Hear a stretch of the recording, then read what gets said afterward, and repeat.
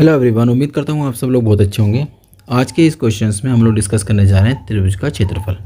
जैसे उसमें दे रखा है एक ए एक बी, तो त्रिभुज का क्षेत्रफल ज्ञात कीजिए जिसकी दो भुजाओं को ए और बी से प्रदर्शित किया गया है।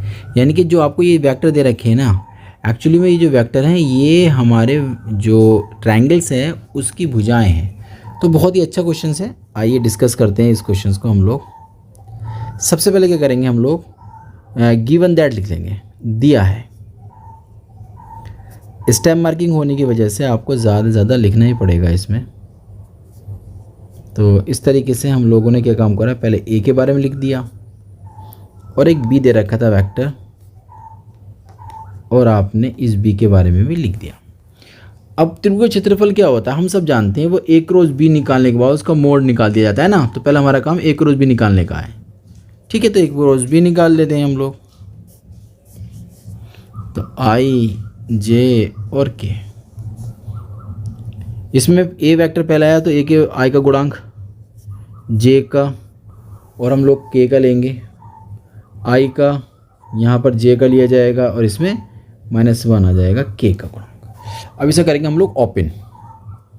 सारणी को ओपन करना सबसे आता ही होगा। आई वेक्टर लेना है, ये छुपा लेते हैं हम लोग ना।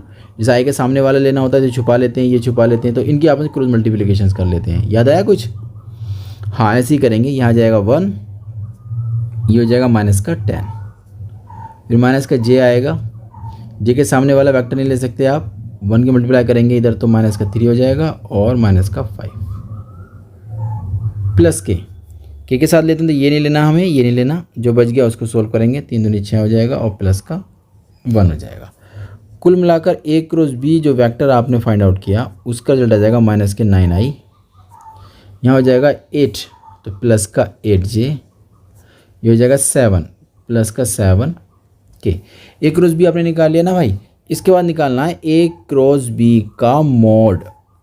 मापांक कैसे निकालते हैं? मापांक निकालना भी आप लोगों से आता होगा ना। आई का, जे का और के गुणांक का हम लोग अंडर लगा देते हैं ना स्क्वायर करके। आई का गुणांक का स्क्वायर करेंगे तो 9 का कितना हो जाएगा, 81 हो जाएगा। जे का कितना है 8 का वर्क करेंगे कितना हो जाएगा, 64 हो जाएगा। और के का कितना 7 का वर्क करेंगे तो 49 हो जाएगा। अब इन सबको हम लोग कर लेंगे ऐड। तो 1, 5 और 9 कुल मिलाकर 14 हो जाएगा। 10, 18 और हासिल का एक 19 और 19, ठीक है।